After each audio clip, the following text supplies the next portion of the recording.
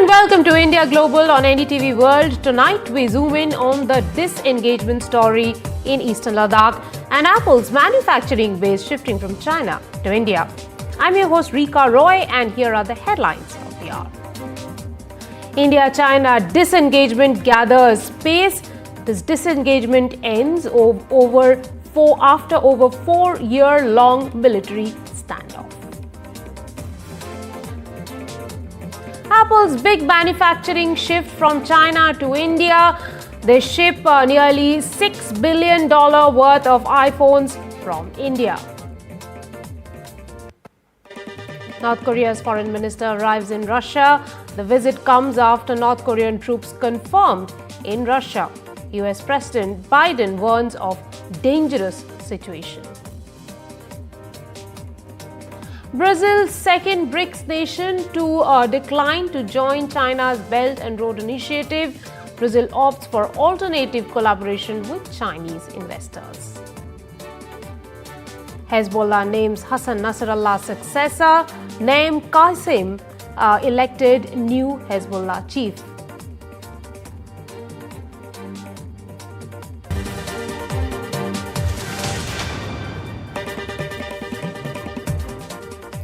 After over 4-year-long military standoff, the Indian and Chinese armies are finally expected to complete disengagement in eastern Ladakh's Depsang and Demchok areas before commencing in coordinated patrolling of areas. The disengagement process, which is now in its final phase, involves both sides dismantling temporary structures and fortifications built over the past 4.5 years in these contested areas after the border standoff in 2020. Satellite images show the Chinese army removing various structures along the LAC, that is line of actual control. Today, both sides are likely to cross-verify the disengagement process before patrolling can once again begin. While the breakthrough between India and China is momentous, Foreign Minister Jaishankar indicated that it would take time before trust can be rebuilt between the two countries. Thus, the big question today on India Global is, can India claim this as a breakthrough, an achievement, or remain cautiously optimistic? To discuss this, we have with us Major General Sanjay Mestan, who's a defense analyst, and Gunjan Singh, who's China expert, who's an associate professor at the O.P. Jindal University. Thank you very much for joining us on the show. Well, it is a moment that we are talking about the disengagement process. Sir, Major General, sir, can we ask you the first question? Should India see this move with cautious optimism? Will India and China remain cautious neighbors or move beyond this? Rica, good evening. I think I will start by saying India has to be very, very cautious. We have seen China's past pattern and it has emerged very clearly. I commanded Nathula Brigade. 1967, they had attacked the troops in Nathula. Thereafter, Sundarochung happened, and of course, Galwan. And before that, Doklam, the brigade which I had commanded in Nathula. So what I am trying to highlight is the Chinese track record shows that they simply cannot be trusted. Now, coming on to what is happening on ground, the disengagement process, as you have highlighted, is almost going to be complete at Depsang and Demchok. And what it implies is that once the process is complete, thereafter it will be verified by a joint patrolling from both sides. And once that has been done, I think both the sides will be able to patrol to their respective claim lines. Right. In our case, there are 5 patrol points, that is right from PP 10, 11 to 14 over there. And we will be able to patrol these areas. And similarly, the Chinese up to their perceived lines will be able to patrol. And the best part is they have to inform each other so that the date is known to each side. And this is to prevent the traditional face-offs. Face-offs implying when the two patrols would simultaneously on the same day meet each other, and that would result into a face-off. So this step, as on date, is a step in the correct direction. Right. It is definitely going to ease off the tensions between the troops who are deployed literally front to front. So that tension will be reduced, and thereafter we'll talk about de-escalation and finally de-induction. I doubt whether that will ever happen. But the underlying thing is that whatever we do, we have to be verifying everything. We have to be very, very cautious. I don't see much of optimism in this till the time China is not keen to resolve the border issue permanently with India. It has got 14 borders with different countries. It has resolved with 12, less India and Bhutan. So why it is not resolving? India is very keen to resolve the borders. They are definitely not keen to resolve. And this is what the whole problem is. Strategically, if China accepts our Arunachal Pradesh, the eastern Ladakh, Aksai Chin, and of course the Shaksgam Valley, which was ceded by Pakistan, that 5180 square kilometer of area, if they recognize all this and give it back to us, and of course stop the cartographic aggression in case of Arunachal Pradesh, then I will be the first person to say, yes, we can trust China. But till the time they cannot resolve the border issue, we have to be extremely cautious and we cannot trust them. Rica. Well, Major General says that we have to be cautious and not necessarily optimistic. Gunjan Singh, you are a China expert. Well, the border conflicts over the past 5 years have created a deep trust deficit. Tell us, how will India and China rebuild this trust? I also agree that we need to be a little cautious going ahead. The fact that the de-escalation has started is a positive move. It shows that India-China are at least ready to talk and take the thing forward. If they were not talking, obviously there wouldn't be any solution going ahead. All the points made before are obviously valid. The mistrust is almost on a height. We've had the foreign minister also saying that disengagement is good, but de-escalation will only happen if we can build the trust.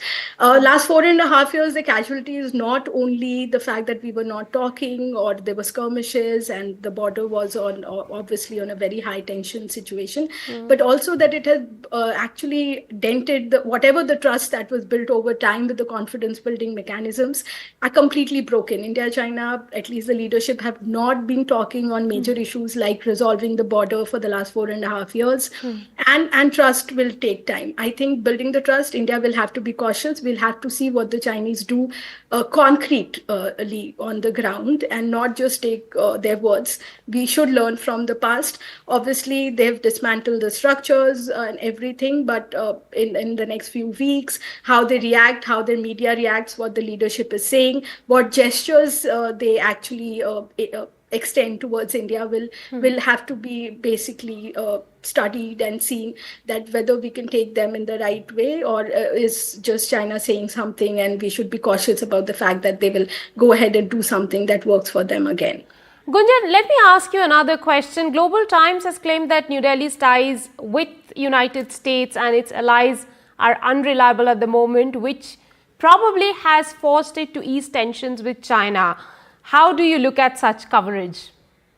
Obviously, Chinese it's a very nationalistic issue as well, right? Like if India did held on to the fact that they're not going to have a leadership talk till border becomes resolved, or at least the de-escalation or the talks begin. So India had made borders central to any kind of conversation with China in the last 4.5 years. We know that China was very keen to start the direct flights. China was very keen to look at investments. Chinese economy is obviously in a slowdown. They need to look, global economy is in a slowdown, but obviously India, China had to cooperate, India, China had to talk, and China had to figure out a way to start the conversation. Obviously, we can figure out who gave in, who didn't, but obviously India did stand firm and border de-escalation had to be started for the leaders to meet. They met on the sidelines of the BRICS, and that's definitely a positive thing. Now, domestically, the Global Times will have to indicate it a certain fashion. The American elections are right around the corner. We just had the Quad Summit. Prime Minister was there. And obviously, China is worried about the Quad and the Indo-Pacific and the other groupings that India is a very keen and a very prominent member of. So it's a domestic push as well to say that India cannot be trusted and India is doing it because the Americans want it. That's also undermining the Indian strategic autonomy or the fact that India is an independent state which takes its foreign policy decisions on its own. And border is crucial, and it should be crucial and should be central to how India-China interact going ahead. Major General, sir, what will this joint coordinated patrolling by Indian and Chinese armies look like? See, as far as the joint coordinated patrols are concerned, this is only going to be a temporary measure for basically verifying the area from where the both sides are doing the disengagement. That is what actually the fact of the matter is. So all these temporary structures and fortifications, they will be verified by two methodologies. One is through joint patrols and second is by the UAVs. And joint patrols would go on ground in the entire area and verify every structure has been removed physically. And once both sides are satisfied, I'm quite sure they will sign a certificate, and then after it will be clarified that the area is clear and therefore there is no necessity of doing a joint patrolling. Joint patrolling is only for verification. Once that is complete, thereafter both the sides will have the leeway to go and patrol their respective areas. I just mentioned to you, we can go right up to PP10 to PP14. In this area, we have 5 PPs in this Depsang area itself. And therefore, we'll be able to go unhindered. Chinese patrols will not stop us. We will go right up to the PPs and come back. Similarly, Chinese patrols will also come to their perceived claim line. They will also come. But the advantage in this exercise is that unlike in the previous years, what used to happen is that both sides, when they are going in the same area, there used to be a face-off.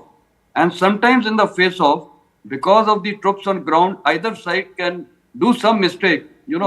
Something can happen. The troops are there of both sides, and it results into some kind of escalation, some sort of a small fist fight or whatever can happen. Right. So that will be prevented. This is one of the best positive steps.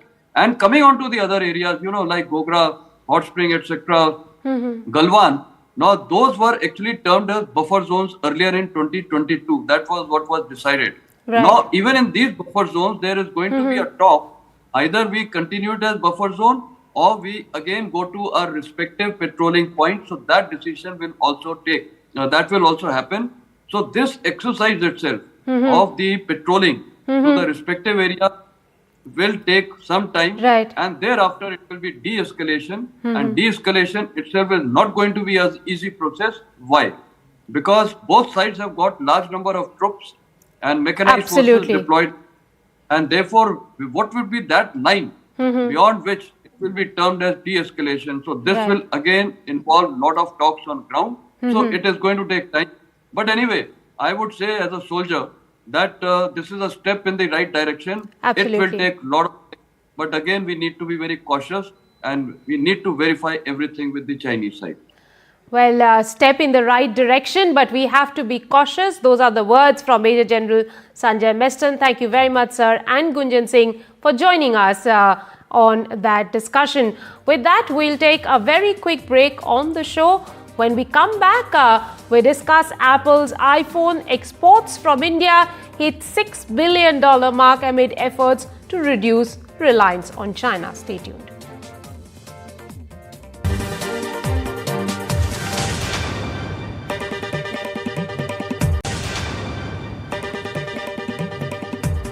Welcome back. In a significant boost for its operations, Apple has seen iPhone exports from India jump by a third in just 6 months through September. The tech giant exported nearly $6 billion worth of iPhones made in India, representing a threefold increase compared to last year. This surge puts India on track for annual exports to exceed $10 billion US.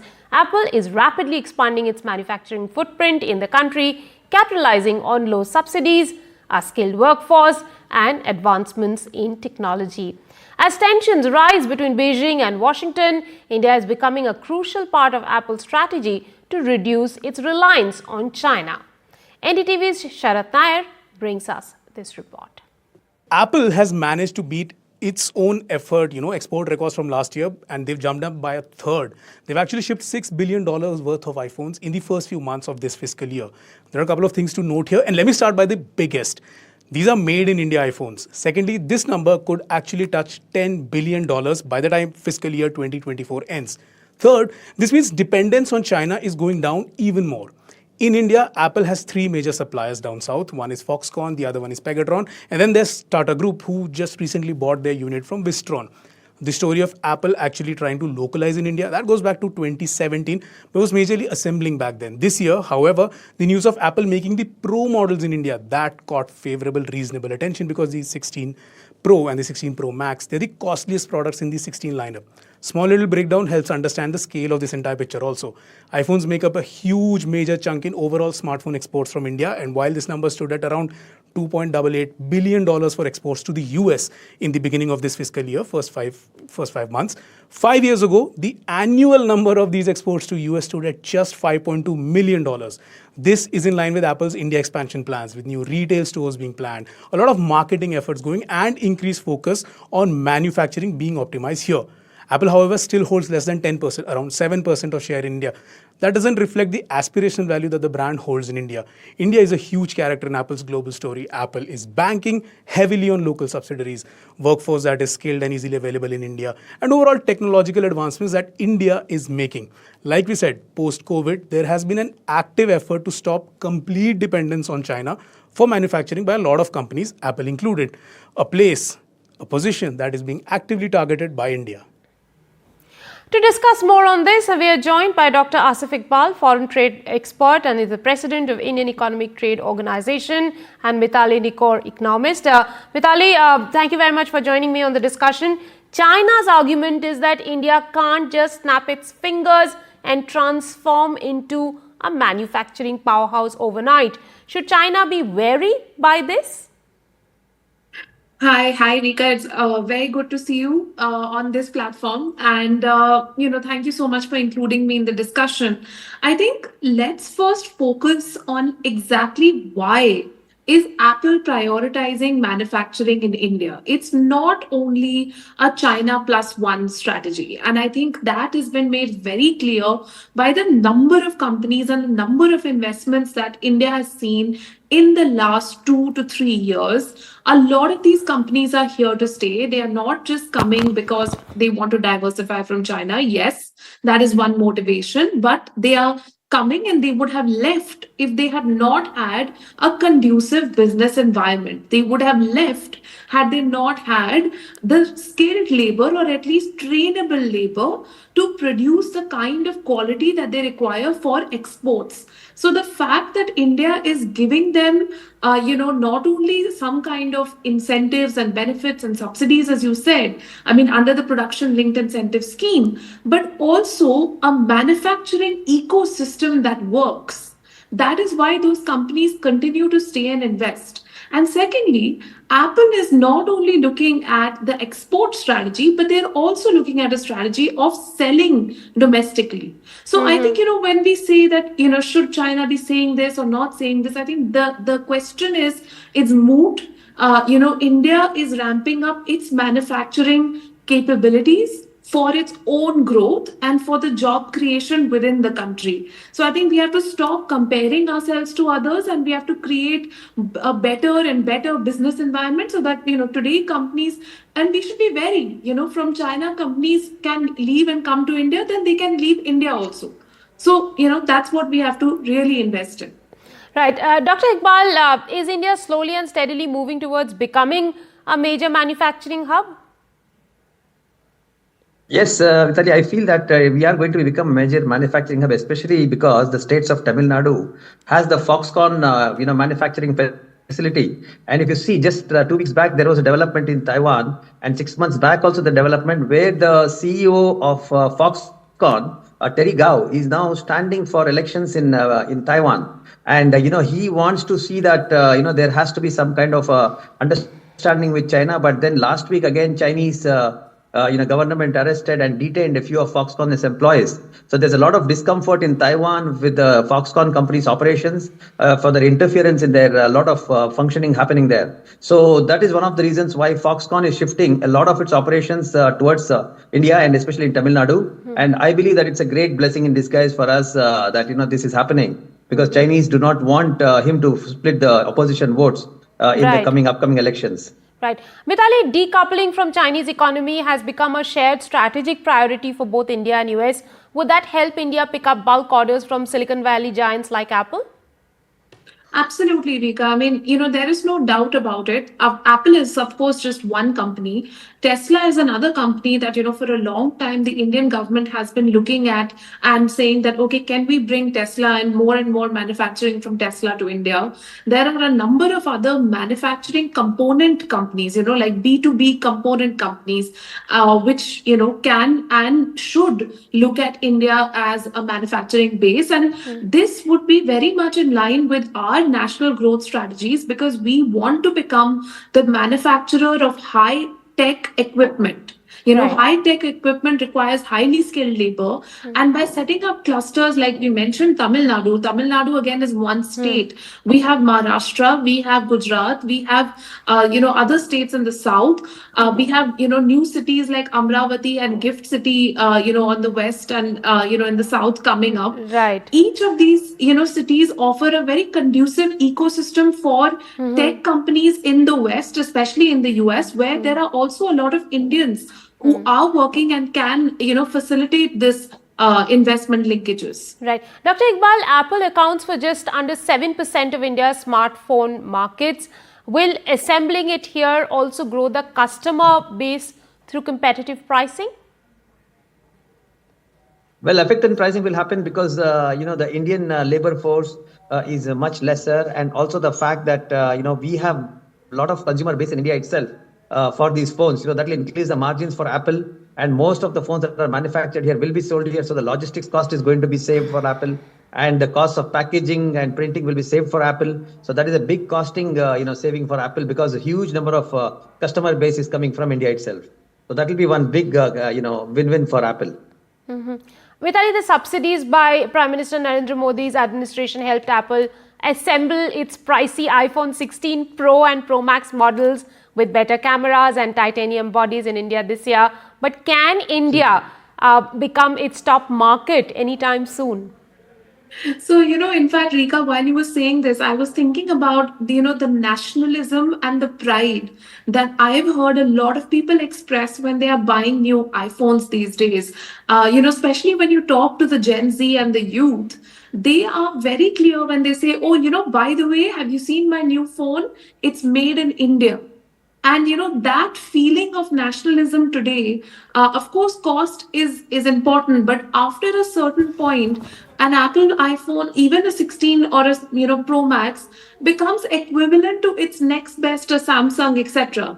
There it can edge out just because of the national pride element, that people are proud that, this iPhone is made in India, and it's talked about very often in the final purchase decision. Right. So I do think that Apple has a bright future ahead. It's still an aspirational brand in India.